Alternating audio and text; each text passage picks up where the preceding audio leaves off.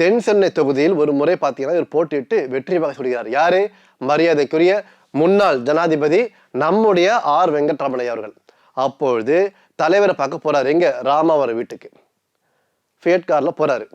போன உடனே அங்க இருந்த அவருடைய உதவியாளர் மரியாதைக்குரிய மகாலிங்கம் சாரை பார்க்குறாரு.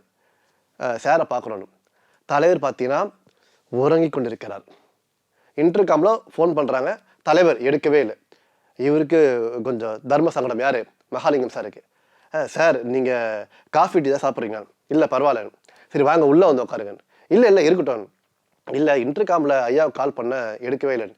சரி சரி நான் என்ன பண்றேன், ராமாவரத்தை சுத்தி பார்த்துட்டு வரேன். எவ்வளவு நேரம் ஆனாலும் பரவாயில்லை, நான் எம்ஜிஆர் அவர்களை பார்த்து விட்டு தான் செல்வேன் அப்படின்றாரு.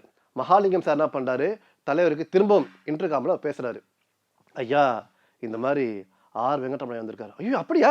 சரி சரி அவரை அழைத்து கொண்டு மேலே வாருங்கள் அப்படின்றாரு. செகண்ட் ஃப்ளோருக்கு உள்ள கூட்டிட்டு போற. வீட்டுக்குள்ள கூட்டிட்டு போகும்போது பார்த்தீங்கன்னா அங்க ஒரு பெரிய ஊஞ்சல் இருக்கு. அந்த ஊஞ்சல் பக்கத்துல பார்த்தீங்கன்னா நிறைய புத்தகம் இருக்கு. இவர் கேட்கிறாரு, என்ன புத்தகம் அது? யார் ஊஞ்சல் உட்காருவான்னு. அதற்கு அவர் என்ன பதில் சொன்னார் தெரியுமா? அதை சொன்னவுடன் கேட்டவுடன் இவருக்கு மிகப்பெரிய வியப்பு.